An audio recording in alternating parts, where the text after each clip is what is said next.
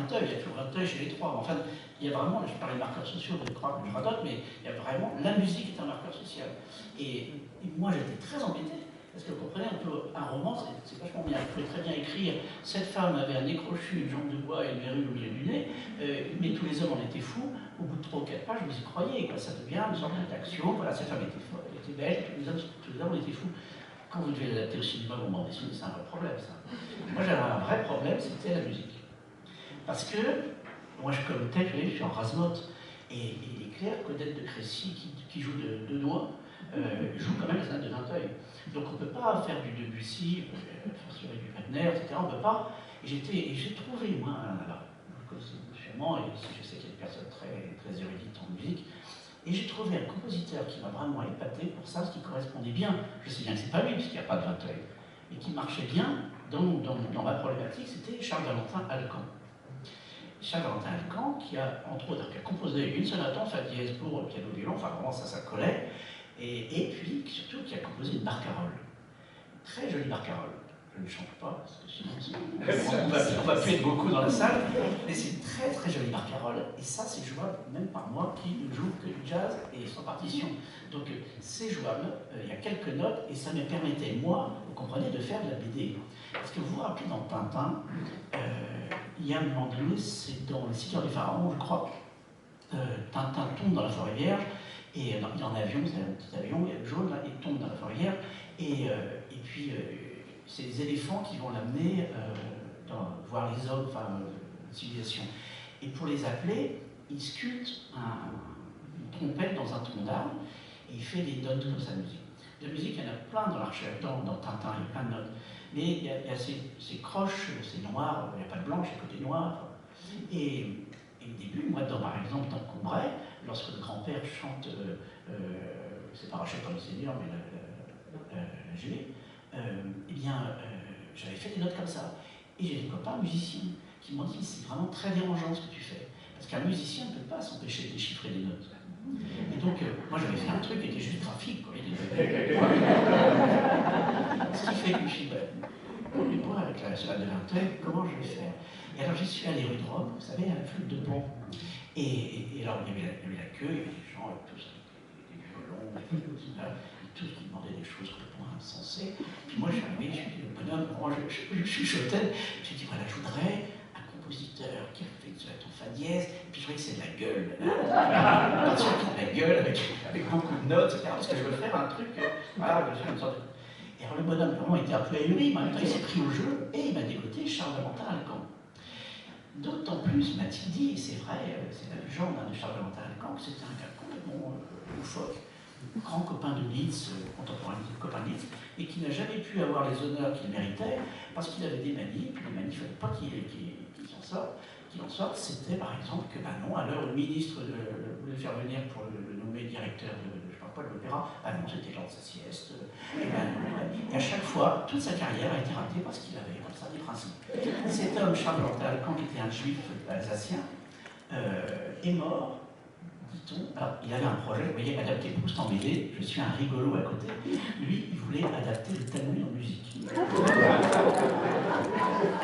se pas de moi, s'il vous plaît. Et il serait mort écrasé dans sa bibliothèque. Extraordinaire.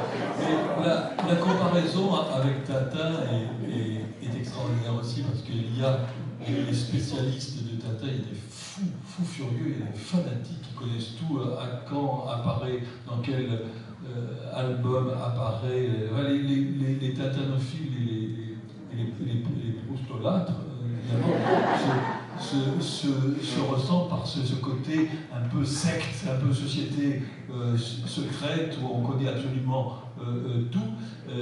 Et qu'est-ce que je voulais dire à ce propos-là? Oui, est-ce qu'il n'y a pas eu une sorte... Alors justement, quand on est face à, comme ça, une société secrète, ou comme le club les clubs Wagner aussi, c'est des gens un peu très étranges, ou les organistes, ces organistes sont des gens terribles, qui connaissent absolument tout, chaque instrument dans chaque église, etc.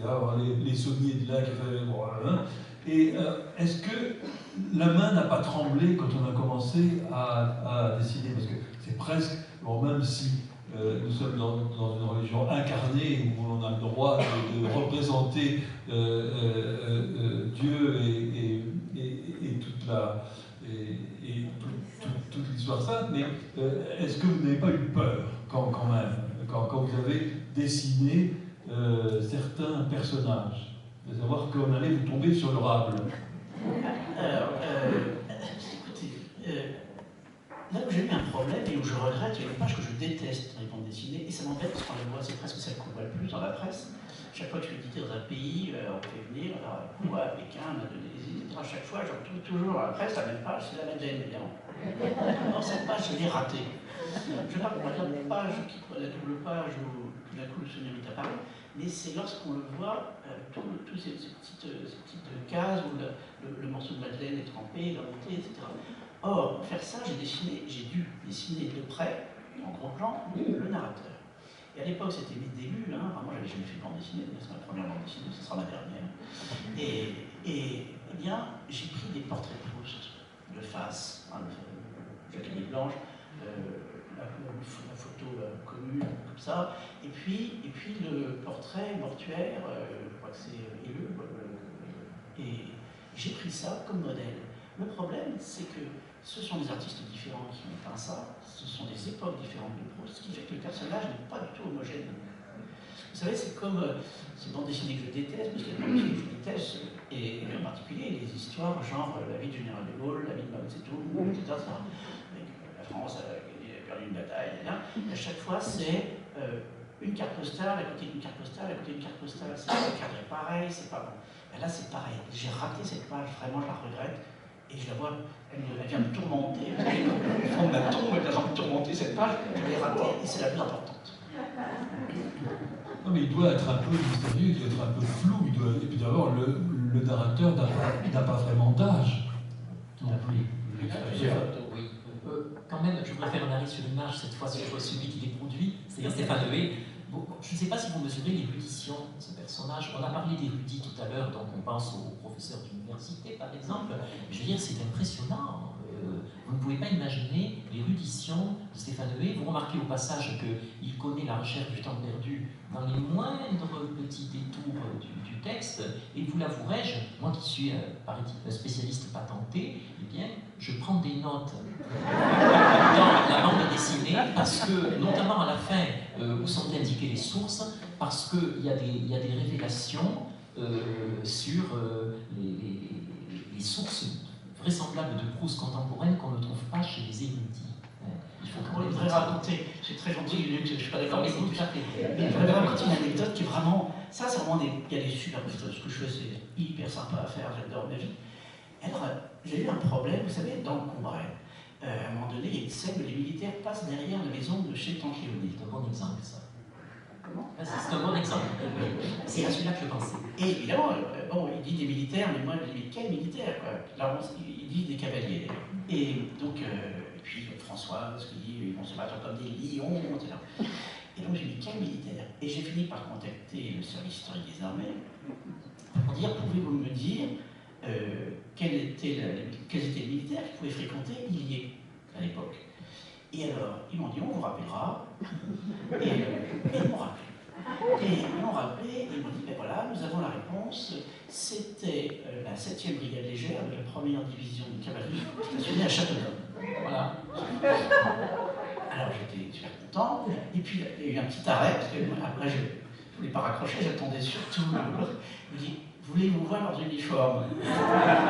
Alors ils m'ont donné rendez-vous, vous pensez, et alors ils ont des, comme ça m'a rappelé l'état de la carte sur les de guerre, ils ont des grands tiroirs comme ça, et comme les tables à plan, quoi. Et là-dedans, il y a toutes les planches de couture, enfin de costumes, mais qui étaient des planches techniques pour refaire les uniformes au fur et à mesure, par les références Pantone, enfin en tout cas, ils disaient telle couleur. Et donc et alors c'est terrible parce que j'ai pu dessiner vraiment les militaires, le pliant légère, le pantalon rouge, la bleue, etc. Et j'avais fait un super grand dessin, on voyait tous les officiers, les sous-officiers, les hommes du rang, avec les lances et tout ça, la maison de Tanchéoni, tout ça. Et c'était, vous savez, ce qu'on appelle les découvertes en bande dessinée, c'est la grande planche pleine que je fais et que je pense que tout le monde fait en bande dessinée pour ralentir la lecture. Parce que, vous comprenez, quand on lit une bande dessinée, on fait comme moi un travail de Givaro, la lecture est accélérée. Or, le rythme fait partie, la lenteur fait partie du style chez Proust. Donc il faut que je ralentisse la lecture du lecteur.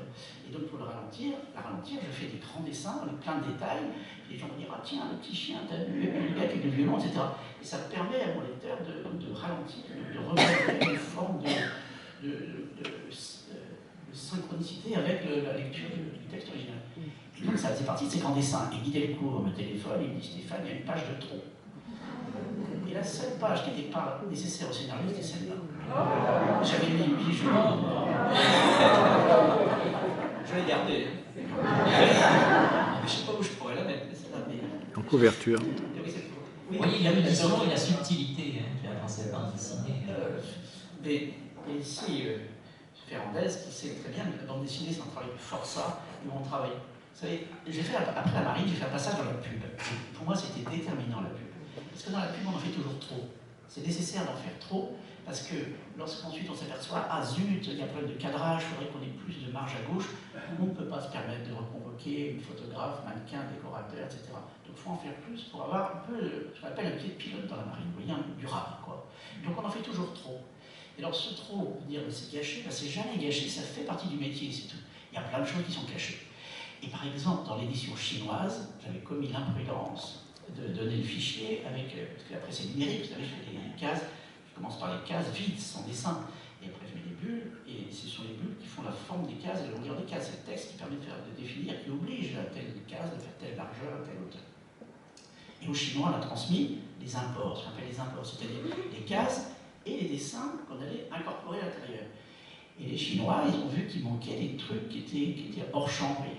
Et donc dans la première édition chinoise, il y a tous les choses qui étaient ratées, la main tordue de la grand-mère, etc. De toute façon, je m'en fichais, elle n'était pas dans le champ. Et eux, comme ils voulaient avoir tout, la main de la grand-mère, l'édition chinoise.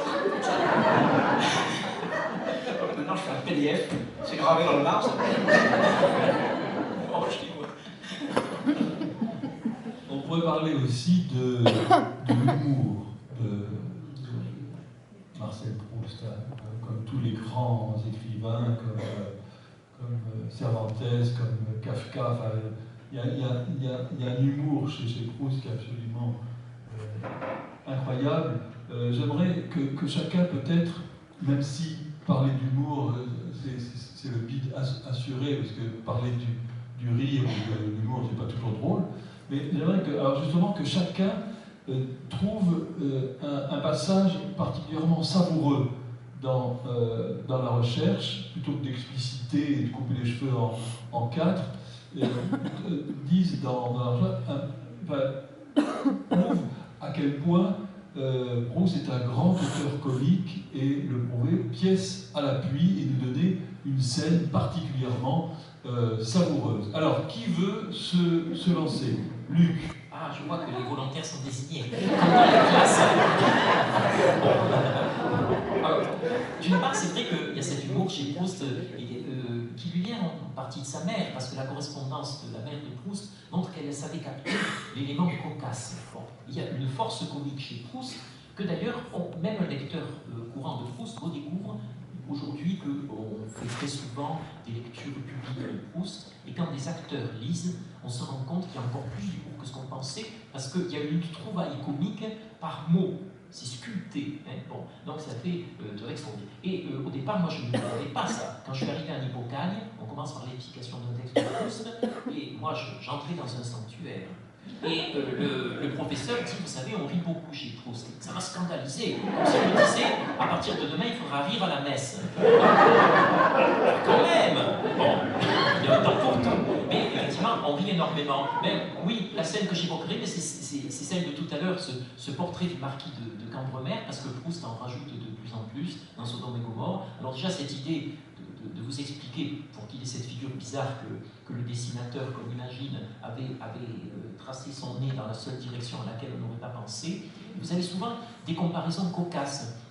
Il faut vraiment aller les chercher, il faut être Proust. Par exemple, il dit que, comme le marquis de Cambremer disait toutes les paroles qu'il prononçait, y compris les plus anodines, en branlant un petit peu du chef, ça évoquait tout à fait un colonel accueillant une jeune recrue et lui disant « Ne vous inquiétez pas, jeune homme, nous ne sommes pas des buveurs de sang ». Et alors, bon, pour aller chercher ça, pour vous faire comprendre la manière de parler du du marquis de Cambremer, il fallait les chercher. Il y a souvent des comparaisons absolument désopilantes qui sont prises à l'autre bout de la terre et qui, par le choc de la situation, suscitent un pétillement comique.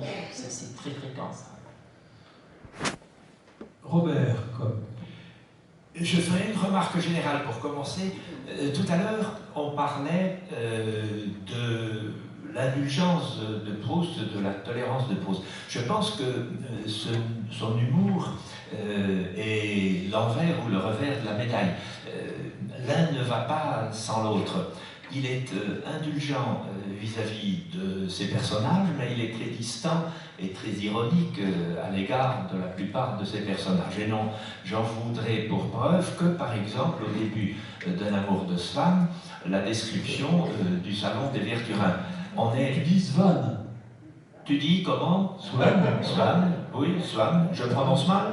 Non, ça peut être... À chacun son goût, c'est intéressant. C'est intéressant. Non, c'est peut-être mon accent suisse. Non, donc, au début de n'importe de Swann, la description... Normalement, c'est antisémite de dire Swann. Et par ailleurs, Lucien Daudet dit que Proust prononçait Souhaneux. On a tout ce qu'il faut là. Allez, voilà. Bon, donc vous me faites tous rougir et presque bégayer. Non, c'est suisse. C'est suisse. Voilà, très bien. Nobody is perfect. Et donc, le salon des Verturins... C'était comme ça m'avait pensé quand on disait le Koweït ou le Koweït.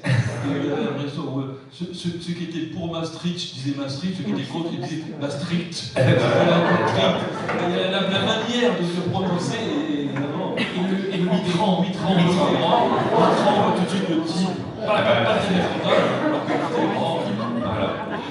Donc, le salon des Verturins est conti au début de l'amour de Swann. Les personnages sont décrits et on énonce aussi les conditions qu'il faut remplir pour être admis dans ce salon. Par exemple, d'admirer follement Vinteuil. Donc, on ne peut pas être beaucoup plus ironique que de camper des personnages, de camper un milieu, où pour y entrer, il faut d'abord faire preuve d'admiration pour un compositeur éventuellement très médiocre. Uniquement parce que cette société a décidé que c'était la gloire de leur cercle. Si j'avais le texte, je me ferais un plaisir. Je me ferais un plaisir de t'en lire 10 lignes. Alors que dans le Faubourg Saint-Germain, chez les Garonnes, le meilleur moyen de ne pas y être invité, c'est de vouloir passionnément et absolument vouloir y pénétrer. Ça, c'est le meilleur moyen pour que vous restiez aux portes de l'enfer, comme dans tous les cercles. Mais, sauf les écrivains du Sud.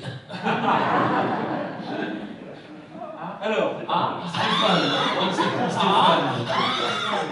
Alors, les scènes drôles, il y en a tellement. Vous savez, je ris en relisant mes propres BD. Mais je prends les livres, parce que Proust invente, c'est pas mes dessins qui me font rire. Il y en a un auquel je pense, enfin un épisode auquel je pense, c'est lorsque le narrateur arrive à un déjeuner chez les Swann. C'est celui où il rencontre Bergotte, l'écrivain Bergotte. Et alors, comme ils sont une quinzaine à déjeuner, et alors quand il s'assied, à côté de son assiette, il voit un œillet.